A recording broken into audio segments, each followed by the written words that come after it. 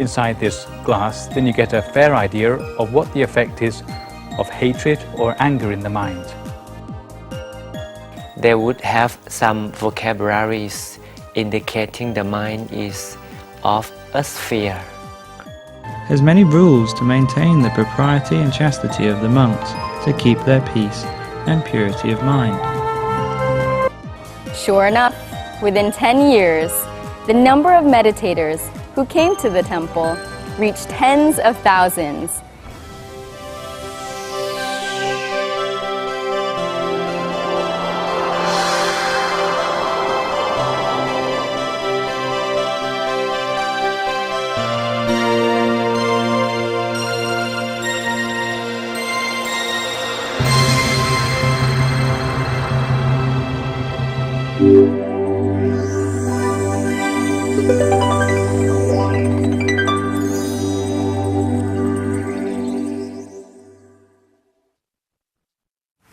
Sawasdee krap. Welcome to another edition of Meditation for All. This program is designed to help individuals better their lives by incorporating meditation into their daily lives. I'm Bruce Borjan, and I'll be your host for today's event. First, we'll meet with Venerable Nicholas, who will conduct a presentation on meditation for beginners. Today's instruction will be on the technique of taking our minds back into its natural state, happiness. We'll also discuss ways to deal with any obstacles that come within our path of achieving a happy mind.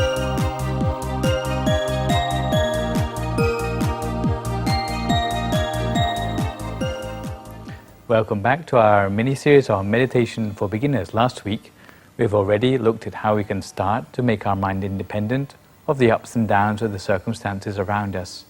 And this week, we're going to be looking at the effect of what we call the 5 hindrances on the mind and how they manage to rob us of the happiness which really we ought to have automatically as part of our human nature. Did you know that, in fact, smiling uses less muscles in your face than frowning? But isn't it strange that even though smiling uses less muscles, it's very often the case that looking around us in the world we see very few people smiling. Really, the fact that it uses less muscles in our face would tell us that the natural state of being of all of us humans is to be happy. Then why is it that we don't manage to feel happiness the whole of the time? What is it that comes in the way of our happiness? Part of this answer will come to us if we start to meditate more, because some of the obstacles which we meet in the course of our meditation practice are exactly the same obstacles as the ones which stop us from feeling the happiness which is our real birthright as a human being. The obstacles in the mind are in fact not a part of the mind itself, because if you were to look at the mind, it's rather like a clear crystal sphere, or rather like this clear water which you see in the drinking glass which I'm holding up at the moment. It allows you a clear picture of the world around you without any distortion and without any coloring. This is how the mind ought to be. But when we come in contact with negative emotions in the world around us, we tend to lose this clarity of our mind, so that our perception and our understanding of the world around us is distorted by the effect of what we call hindrances or defilements in the mind. In fact, there are 3 major groups of such impurities in the mind. And what I'd like to do today is to introduce you to each one of these in turn, which are greed, hatred, and delusion, each of which have different effects on the mind and different seriousness of the effects on the mind as well. The first one I'd like to talk about today is the effect of greed on the mind.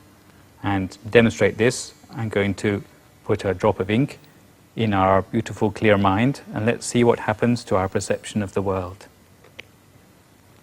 Well, what we see happening is that the mind is becoming clouded by a new color. Although there's still some of the clarity left in the mind, what we find is that our perception of the world is starting to be tainted by the greed in the mind itself. If we look at the greed, we can see that in fact we're still able to see the world through the veil of greed in the mind. But if you think about how long it's going to take for all this ink in the water to separate out again, you'll realize that greed has the characteristic of having a very long-term effect in the mind. And this is intuitive to anyone who's suffered from greed or desire in the form of a heartbreak. You know how long that can linger in the mind. When we come to meditate, the way in which greed affects us can sometimes be in a very literal way. If we're thinking about what we're going to have for dinner that day, then it may be greed which is distracting us from our meditation. But in fact, a more subtle form of greed is the greed for results itself in meditation. This can be something which can be a big obstacle for our progress in meditation. The more we want progress, then the less easy it is for us to get progress. If we have too much greed or desire for results in our meditation, often we find that we have tension on our forehead or across our shoulders as a result, just from trying too hard. If you find that you have this in your meditation, then you have to try to relax more, release all the tension in yourself, and to meditate in a less results-orientated way. On the other hand, there are some people who have no desire at all for progress in their meditation, and this can also be a problem when we come to meditate. Some people make no effort or no earnest in their meditation, and what they find is that they let their mind wander without end, something which we call absent-mindedness, where they just allow their thoughts to wander here and there without focusing on the object of their meditation at all. Again, this is counterproductive. It's like having a little bit too little greed in one's meditation, and this doesn't allow us to meditate very well either. Worse than that, there are those who are so inattentive to their meditation that they can fall asleep altogether. And if you are so lethargic about your meditation, then it's difficult to imagine you making any progress at all. If you do find that you're feeling sleepy in your meditation, traditionally speaking, in Buddhism, we have 8 ways of dealing with sleepiness. The first way is to make a little bit more effort to concentrate, maybe by repeating the word Samma Arahang to yourself a little faster than usual. Secondly, you might like to think over the meditation techniques which you have learned in the past. If you revise these in your mind, then you'll find it'll wake you up. The third thing is to try explaining the teachings to others. Sometimes making the effort to explain these things to others will help you to wake up more and be more attentive. A fourth thing, if that fails, is to try giving your face and body a good rub with the palm of your hand like this. If you can do that, then it will find that it'll wake you up, perhaps restore you to a little bit more liveliness. If that doesn't work, then maybe you need to stand up, wash your face, drink some water, and maybe have a look at the stars or anything bright which will help you to feel a little bit more awake. If that doesn't work for you, then maybe you have to think of brightness, maybe by thinking of the brightness inside yourself a little bit more, or go to a more bright place where you're going to be shaken out of your lethargy. If that doesn't work for you, maybe you should try walking meditation, the details of which you may find later on in this program. And if all that else fails, then you may actually need a little bit more rest than you've already had. But if you do go down to sleep, don't give up your idea of meditation completely. You should lay down to sleep on your right side with the intention in your mind that you're going to wake up in an hour or two in order to continue with your meditation. If you do that, then you normally find that you will wake up on time and you'll be refreshed and ready to meditate a little bit better. The second sort of impurity in the mind is rather the equivalent of what we call boiling water in the mind. If you imagine here that the bubbles which are flowing up inside the drinking glass here are not coming from the calcium medicine, but from the heat of the water itself boiling over and sizzling inside this glass, then you get a fair idea of what the effect is of hatred or anger in the mind. Again, we can see that this is a very violent reaction which is taking place. And for as long as it's going on, it's very difficult to find any clarity in the mind at all. This is equivalent to the way in which anger or hatred can affect our thinking.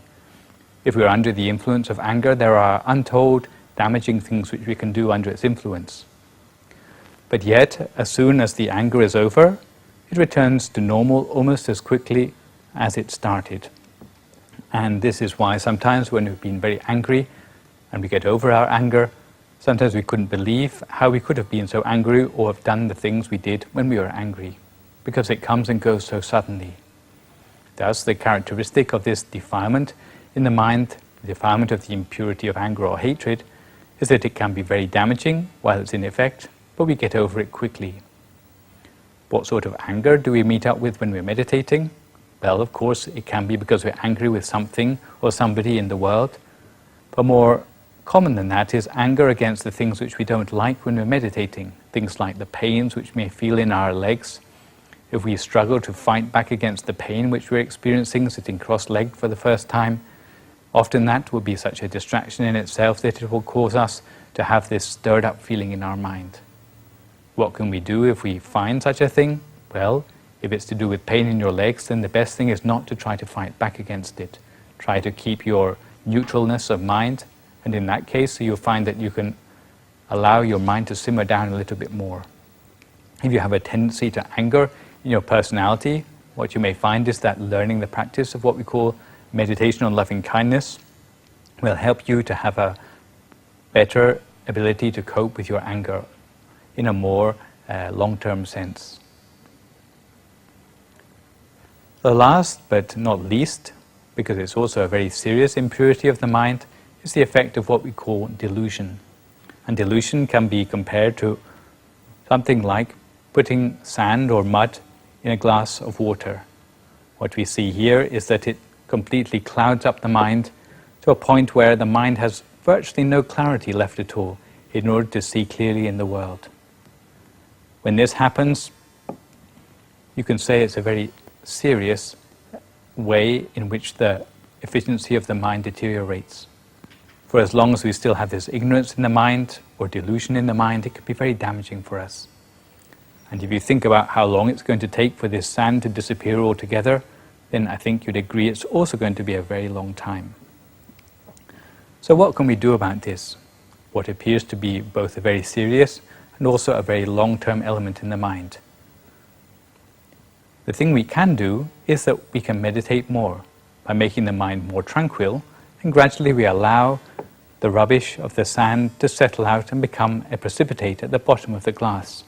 When that happens, we start to have a little bit more clarity in the mind, by which we can start to see the world clearly, see the delusions which we have in the mind, and take some action about those things.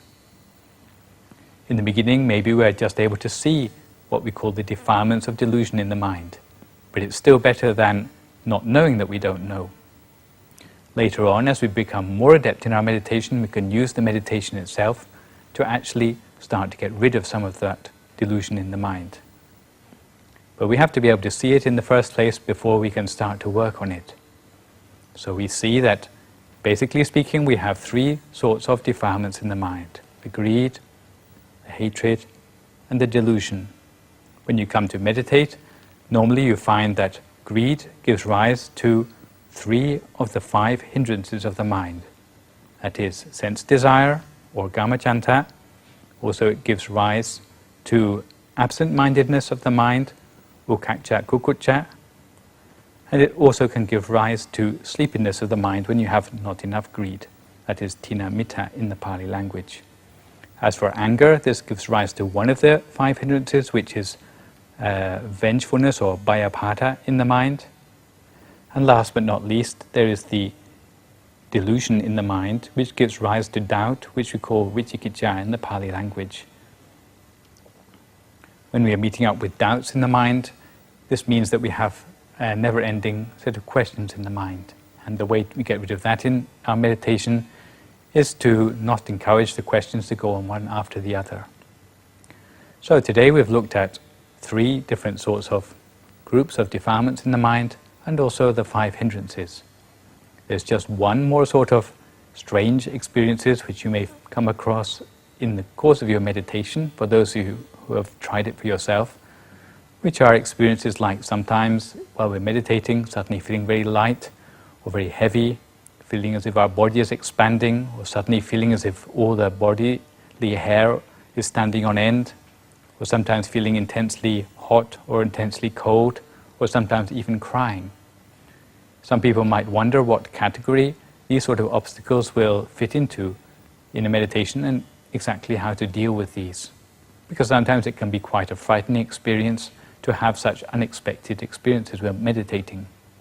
If you find this is the case for you, what you may find useful is to try pretending that you're not interested in these experiences, because what they all have in common is that they are showing that your mind is starting to come to a standstill. If you have such experiences, whether it's feeling hot or cold or hungry or whatever, which is a very surprising and intense experience for yourself, is that you should try pretending that you're not interested in those experiences. And by doing that, you can go on to pass through these experiences. If you suddenly become very interested in these sort of experiences, what you'll find is that you never get past those experiences anymore. In fact, they are subtle forms of the delusion, which we talked about in the last group of the defilements of the mind. But in fact, how we deal with them is not by meditating on them, but in fact by pretending we're not interested in them. So hopefully today, as a result of our studies of the 3 different forms of defilements and the 5 different sorts of hindrances, you have a little bit more idea about how to deal with the obstacles which you come up against in the course of your meditation. If you can overcome all 5 of the hindrances, what you'll find is that you'll reach a state of mind which is called one-pointedness of mind. By any other word, we call it the standstill of the mind, which is in fact our real goal in the initial stages of our meditation. So try it and see it for yourself, what sort of obstacles you come across in your meditation. Try to deal with them in the appropriate way already mentioned, and hopefully you'll find that you can make progress without end in your meditation.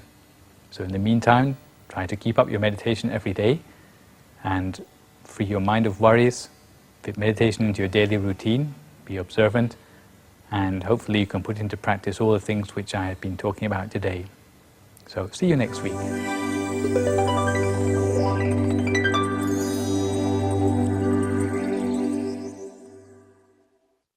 Monks devote themselves to spiritual training. As a layperson or holder of 5 precepts, we always defer our respect to those who hold more precepts than us, or 227. So it's customary to show respect for one who has adopted a greater number of rules for training. We can show respect in several ways, depending on the circumstances. First, we clasp our hands in prayers whenever we can greet or converse with a monk. Second, in accordance with Thai customs, our heads are never above a monk's. As you will notice, a monk always sits on an elevated platform as to help lay people show respect. For the ladies, it is necessary to be more cautious about their interactions with a monk. A monk's precepts are quite prohibitive about many aspects of dealing with ladies. Consequently, for example, a monk should never be in a room alone with a lady. Similarly, a woman should never touch a monk. The following episode will show ladies' etiquette in offering food and requisites to a monk.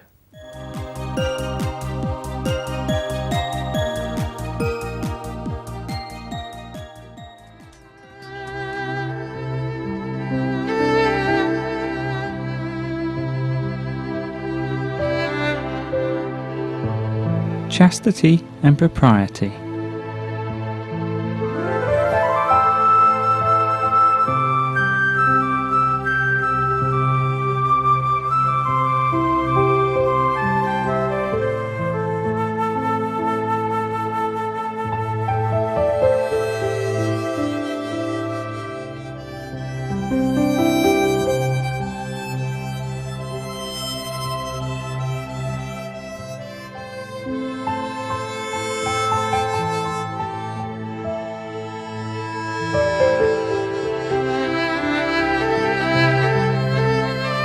Set apart from a family life, a Buddhist monk must be circumspect with women, for lust may disturb their inner peace and lead to impropriety.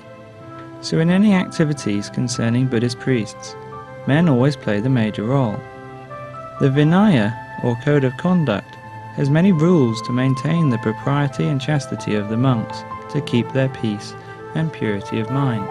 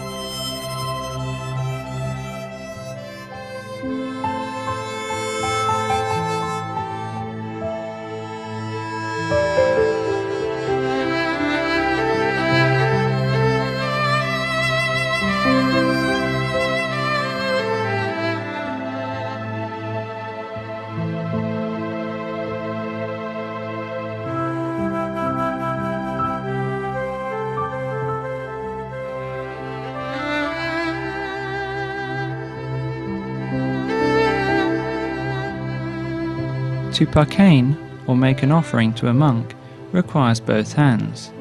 The layman assumes a lower position to pay respect and to remind both parties of their status and role. The role of the monk is to maintain self-discipline and the process of purification. The layman and woman are in a supporting role, and by following these customs, ease the monk's task.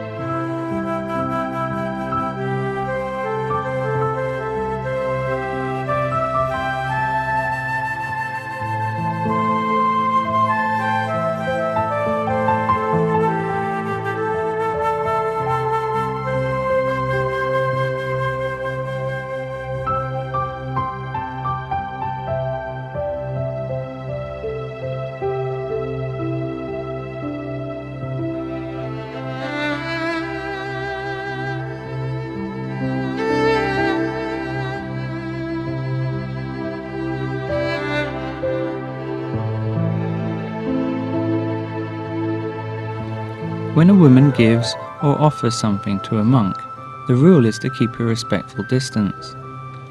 The monk carries a cotton sheet to lay down, upon which the offering is then placed. This ensures this distance is kept. Touching a woman is prohibited for Buddhist monks in Thailand.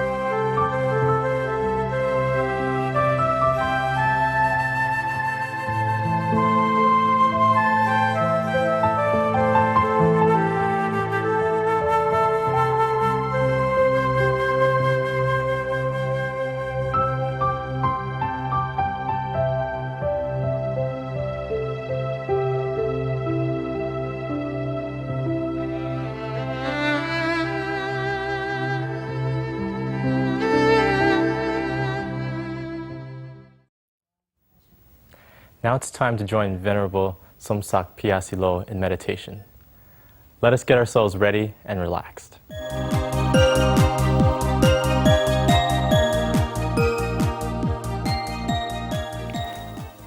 Welcome everyone again to this peaceful meditation session.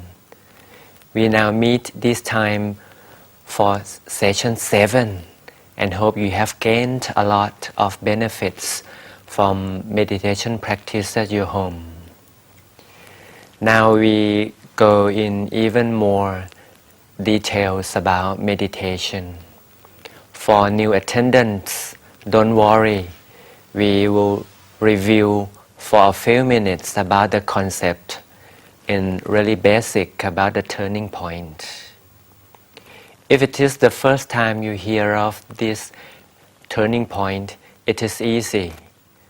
Turning point is the point where the in-breath turns to be the out-breath. This is a turning point of the wind, your breathing. Let's try. Suppose we breathe in deeply and then inside the body, that would be the turning point when and where the inhale turns exhale. See, try again. Right, inside the stomach, that turning point is now fixed in the awareness to do the meditation. It is easy, isn't it? That turning point is staying right in the center of the body. And this is taught, well taught, and widely taught in the Oriental meditation practice. And then let's understand the shape of the mind. In Buddhism and in many Oriental cultures, when they talk about the mind, they would have some vocabularies indicating the mind is of a sphere, round in all directions. So in many cultures, they just understand it right away that the mind is round like the crystal ball. The mind originally is clear, clean, and bright. And now we will understand this in meditation practice together. Even with the eyes open, can you remind yourself of the existence of the turning point? Even the eyes are still open inside the stomach. Good. And then visualize the crystal ball. Now we are doing the right thing about meditation. We got the right place of the existence of the mind, which is the turning point. That is also the home base, the home of the mind. And then about the shape of the mind to be correct in two aspects. The place of the mind is the turning point. And then the shape of the mind is like a sphere, round, crystal clear, and bright as it reflects the brightness of any light. Right. Now we get the right place, we get the right shape, but the size is up to you. Now let's try meditation peacefully together. Breathe in deeply and close our eyes gently.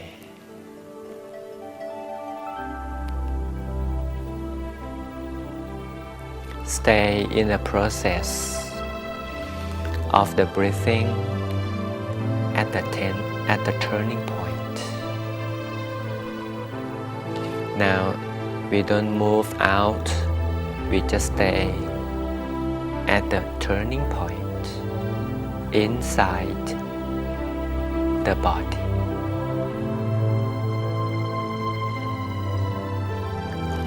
Let the stream of relaxation floods from inside.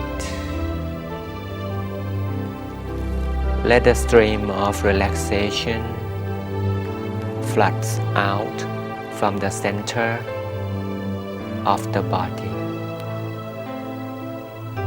until the whole body is full of relaxation.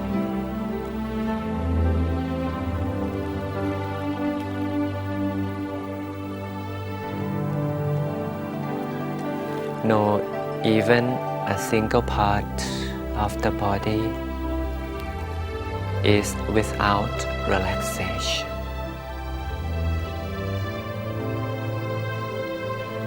Relaxation covers all parts of the body. Relaxation gets absorbed by the mind as well. So the mind is now flooded with relaxation also. Both mind and body are well relaxed. And the mind is even more peaceful, more and more quiet and peaceful as every second goes on.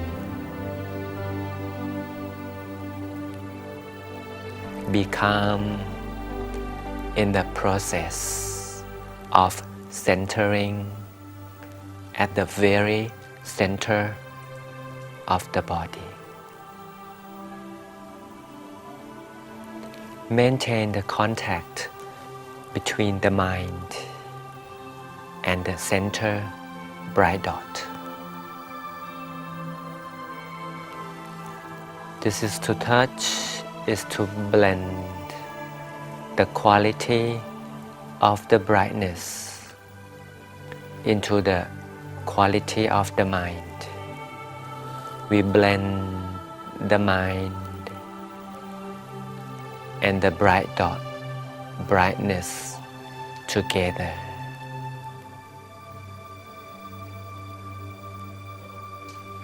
Blending is easy and of common sense.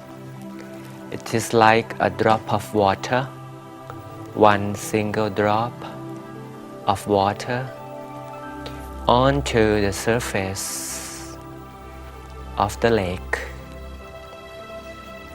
Once the drop reaches the surface of the lake, blending starts to take over the entire water.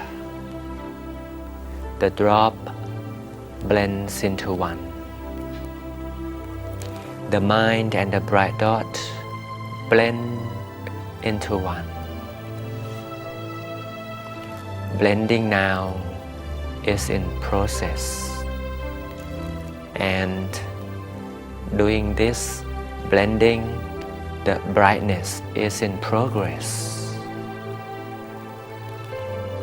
The mind is getting brighter,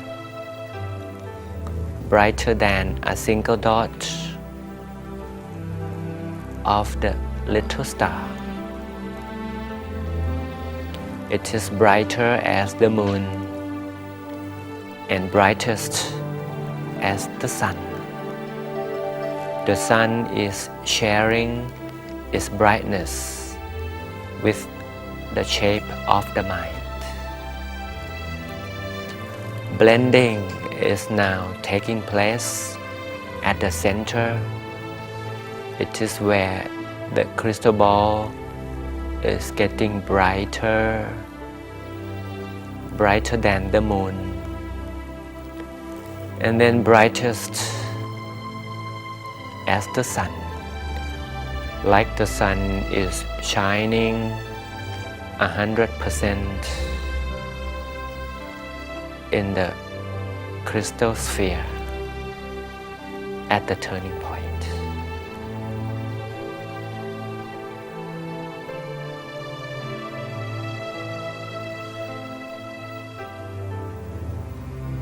So we get the absorption of the bright light by blending the mind and the bright sun.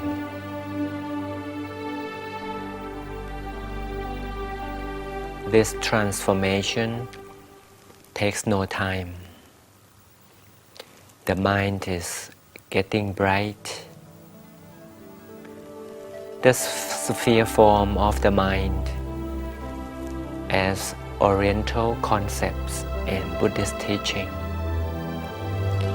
The mind is round, crystal clear, and bright like the sun.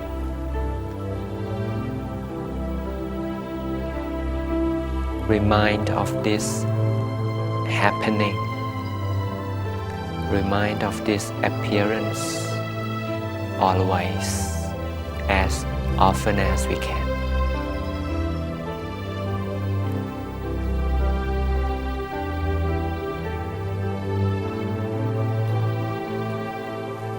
Then it is about time to share this bright and peaceful happiness to others. Without sharing, the world would be in darkness. So we are supposed to share this happiness to all mankind, regardless of races, nationalities, cultures, and even religious beliefs. Everyone is entitled to receive our happiness shared. In practical way of meditation, sharing is done by expanding this bright sphere, bright crystal ball inside, shining white, shining aglow without boundaries. We expand the sphere of brightness, including good wishes, including pure happiness without discrimination to all human beings and all other beings. Let the expansion of the bright light go on and on automatically without managing at all.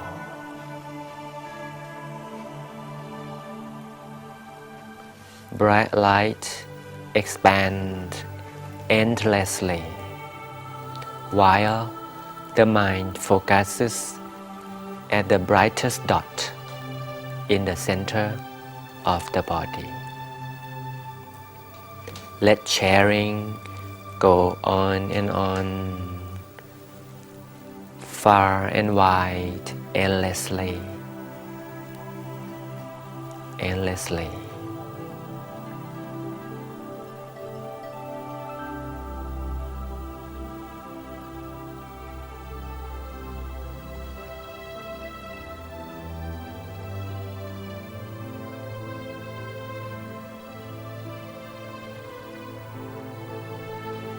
After sharing, we slowly open up. Opening up this time, we would see a better mind and then a better world around us. We can look around and see the better world after meditation and happiness sharing. Congratulations with this meditation session. And next time, if you don't miss the session, the class, I would explain why we should visualize the meditation, the rationale behind this visualization. See you next time. Bye-bye.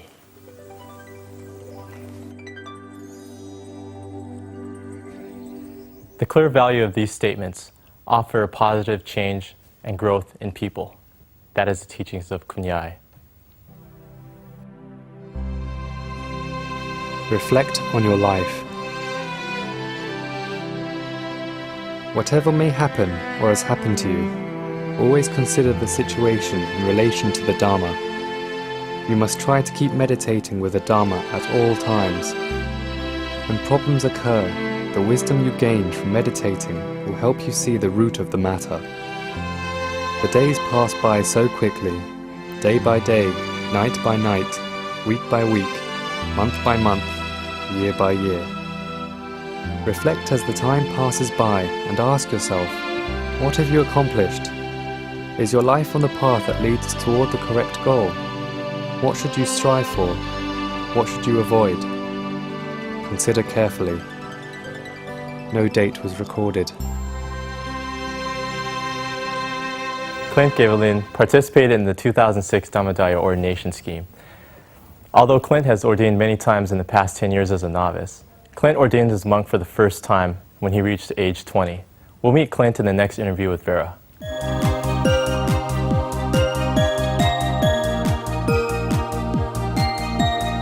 Sawadee. Welcome to this special program on the Dhammatayat ordination ceremony in Thailand at Wat Prathamakai on occasion of the Buddhist Lent 2006. Here in Thailand, it's customary for all men aged 20 and up to ordain as a monk in order to pay respect to their parents and, most importantly, to discover the truth of life. Here with us today is Clint Kavelin, who has flown all the way from the States to come join us and to prepare to ordain during these next 3 months. So hello, Clint. How are you today? I'm fine, thank you. How are you? Good, thank you. So what made you decide to ordain here this Buddhist Lent? Well, this year, if you know Elon and Joshua from New Jersey, they're pretty, well, I'd say pretty famous on this channel. Their mother called my mom asking for me to come help out and watch over them. It's their first time. So I said yes. And I said yes because, well, I seem to always be the guy that helps watch over everybody. I'm okay with that. And I wanted to come to Thailand too. Do you think that ordaining is a positive thing for you? It's always a positive thing. Ordination, it's a good way to train your meditation, a good way to learn Dhamma. But mostly it's best for meditation, I see, because when you're trying to meditate on your own, sometimes you can't get everything out of your mind. But once you're ordaining, if your family's not with you anymore, you don't have problems from work, you don't have to worry about your hair or the clothes that you wear. It's a lot more simple, so it's a lot easier to learn and relax. Do you meditate regularly? Before I didn't used to. Before I didn't have time at all. My daily life my day starts off at 5:30 in the morning. I wake up, get ready for school, get my little sister ready. She's about 8 years old. I'd prepare food for her. I'd pretty much get everything ready. Then at 8 o'clock, I'd take her to school. Then I had to take myself to school. And then I'm there at school till 3 o'clock, go back, pick her up, come back home, watch over her, cook, feed her, do whatever. And there's just not enough time to just sit down and relax. But I always have at least a few minutes to just stop everything and calm my mind. And you find that those few minutes help you during the day to organize and... Without it, I'd probably go insane. Probably go pretty crazy. But because of it, I can organize everything and the day seems to flow a lot easier. That's good. And so, have you seen any changes in yourself since you started meditating? Since I started meditating, I've noticed that I'm more calm. I'm more relaxed. I can go through the day and not be mad about this or forgive whoever cuts me off when I'm driving. Or Which is a hard thing to do. Yeah, especially for us guys. But you say when you meditate, do you have any special experiences? Yeah, when I meditate, other than being relaxed, calm, I feel like there's something bright within me. Some kind of light just shines out. And it gives you a sense of purity, like you're cleansed, and it's just that inner peace, just really nice. I see. And is this your first time ordaining as a monk? Actually, this will be my 10th time. Oh, your 10th time, wow. Yeah, I've ordained as a novice monk 9 times. First time I ordained, I was the only novice, so there was no one to play with or hang out with.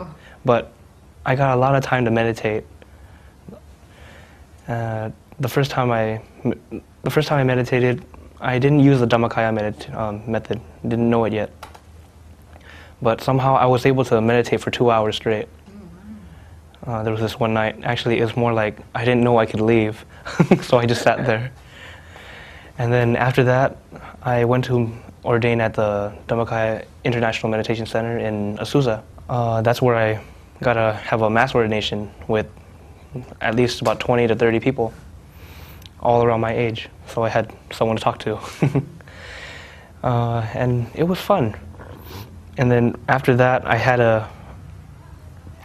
I guess because I was the elder, that was my third time, and they considered me, I guess, high ranking. And then I became the leader. So I became group leader, and after a few years, I became the leader. Now I'm always the one that has to watch over everyone, but it's okay. It's tiring. Like last year it was me and 50 novices. Good thing I have about 10 friends to help me out, but mostly it's in your role as Big Brother. Yeah, everyone over there calls me Big Brother. It's always P. Clint. In Thai, P means Big Brother. And I even have some friends that are older than me, and they call me P. Clint. And so, how have you found time to ordain as a monk? Usually I ordain during the summer, because during the summer I don't have to learn. It's nice and easy. I can just go and practice. But this time, now that I'm here in Thailand, I'm going to skip my fall semester. I'm in my third year of college right now. I'm going to skip my fall semester so I can be here for 3 months as a monk. Oh, wow. Which for many people is considered a big time commitment. Oh, yeah. I considered it very much worth it. Why is that? Because not many people can, well, most people can't even ordain. Either their parents won't let them, or their religion wouldn't allow it, or they keep saying, "Oh, let me learn first. Let me finish high school. Let me finish college," or they go on. They're like, "Oh, I have a family now. Never mind. I don't want to do it." So, I say, at least do it one time. Do it one time and see how you feel about that. At least, even if you're a different religion, at least so you can learn a different way of life, learn the Buddhist way, and practice meditation. When you tell your friends that you are ordaining as a Buddhist monk, do your friends have any reactions to this news? Oh. How do they feel about this? Well, the first time I ordained, I forgot to mention, that I took a week out of school so I can ordain. It was my 5th grade year, I remember this. And I actually took the monks to my school. I took some of them to my school so I could teach and show my friends what I was doing. And they would all ask, "Why do you wear the orange robe? Why do you shave your hair? Why can't you touch girls?" Something like that. And then, as a kid, I didn't really know most of the answers. Why do we wear orange? Because that's what they wear. But now I know it's kind of the reason is the orange is kind of like a bright, kind of a nice bright color, kind of to show peace and purity. And it's sapphire, like the sun, kind of show like Brightness. I guess brightness, yeah, brightness and purity. You can definitely tell who are monks and who aren't when you see the robes. Mm-hmm. You feel that it's worth it to spend all this time, this 3 months, ordained as a monk. And what benefits do you see ordaining? Benefits of ordaining is a nice environment for you to practice Dhamma, the Buddha's teachings, and meditation, mostly those two. And then you can also, through meditation and through the Dhamma, you can search yourself, see what's wrong, and you can fix yourself. It gives you that time to just stop and think and see how to better yourself. Do you make any friends while you're ordaining, or? Oh, always. Every time you ordain, depending on the big group or the smaller group, whoever there is, they all become like your brothers. We all, at first maybe a little hard, because there's sometimes, people are people, they're human. We're not perfect. Some people, they're like, okay, this guy's a little different, let's not hang out with him. I try to get everyone to be together, That's kind of my job. As big brother. Yeah. Usually it's not too hard to do. Usually just get them to talk. Sometimes they're really shy and really quiet. Once you get them to talk, sometimes they won't stop talking. I have one friend, in Azusa, he ordained, and it was his second time ordaining, but it was his first time in America. He just came from Thailand. And actually, I didn't even notice he was there because he was so quiet. But one of the monks, he asked me, Clint, do you think you can sleep in the room with him so he can start talking to someone? Because he has no friends. I'm like, oh, I didn't even know he was there. I'm like, geez, he's really quiet. So I was like, okay, I'll sleep in his room. And then right after that day, we started to talk. And then after that night, he talks and he doesn't stop talking. And he's become one of my best friends. Oh, that's great. So you found one of your best friends through the ordaining too? Yes. Oh, wow.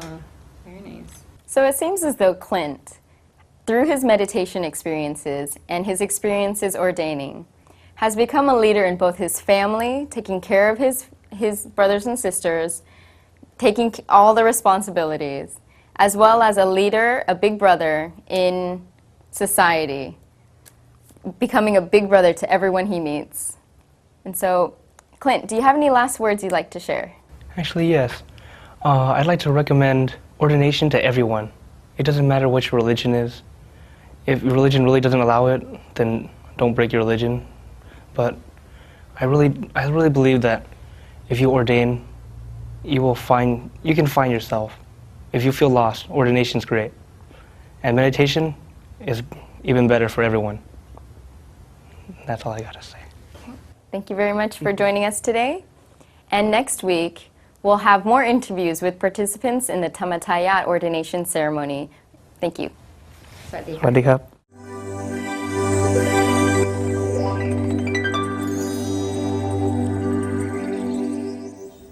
Coming up on the next edition of Meditation for All, Vera will take you to Wat Prat Thamakai, the largest temple in Thailand, where the teachings of Lord Buddha are practiced vigorously.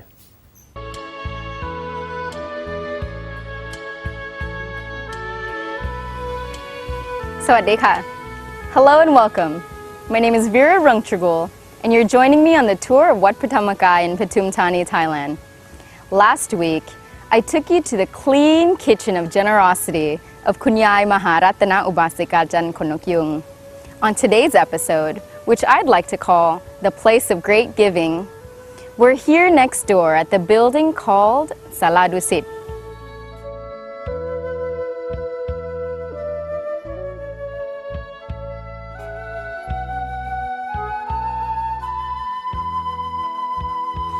This cool and shady place was the original dining hall for monks, and also the place where Long Po and Kun Yai would teach Dhamma to the public.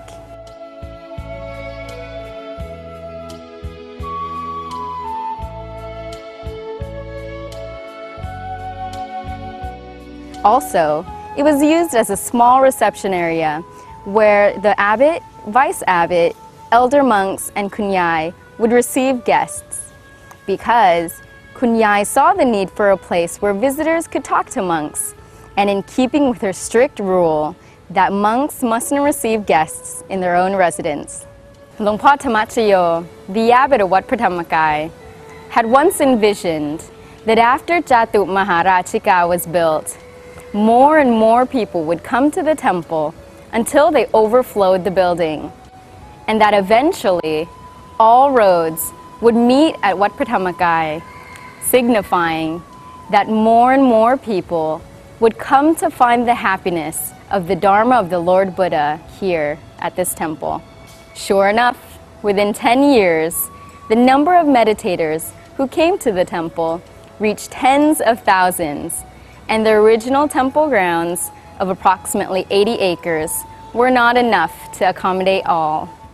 Therefore, the temple grounds expanded by 1,000 acres through the Dhammakaya Foundation, and this allowed for the creation of a bigger building to serve a bigger congregation.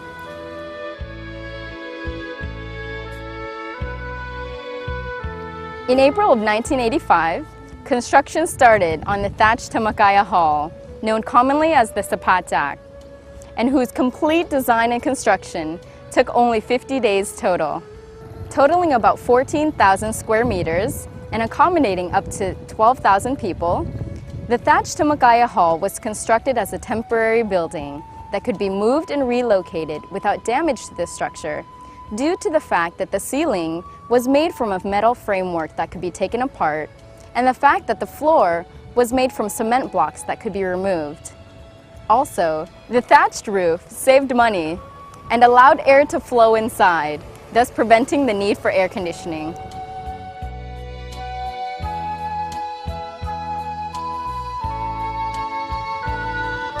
This building replaced the Jatu Maharachika building as the center for important Buddhist ceremonies and as the all-purpose building where Dharma was taught every Sunday and where group training sessions teaching Dharma for everyday life were held. This building, considered huge for its day, was used from the years 1985 to 1996 until the place seemed too small to accommodate for the tens of thousands who came over the course of those years. Thus, this necessitated the creation of a larger building, the Great Tamakaya Hall, that is now used as an assembly place for hundreds of thousands coming to this temple. But we'll cover that later on. As for now, we'll be going to see the Kunyaya Jan Dining Hall, so follow me there.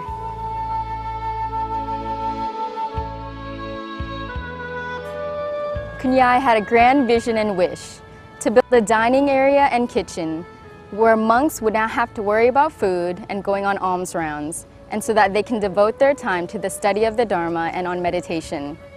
As a result, the Kunyaya Jan Dining Hall was born.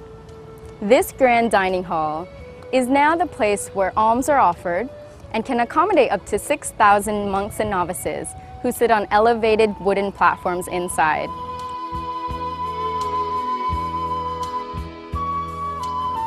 Attached to this hall is the food preparation and assembly room, where thousands of meals are prepared and arranged to be offered to the resident monks and novices.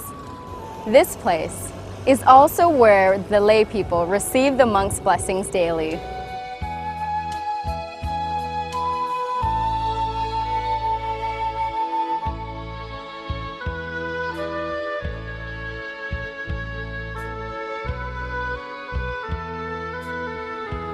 Giving is the heart of Buddhism.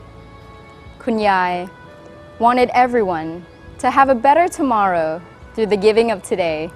Those who give with pure hearts to the ones who purify their minds, speech, and actions will soon receive the highest benefits from their contributions. The door of opportunity is now open to you. Until next time, สวัสดีค่ะ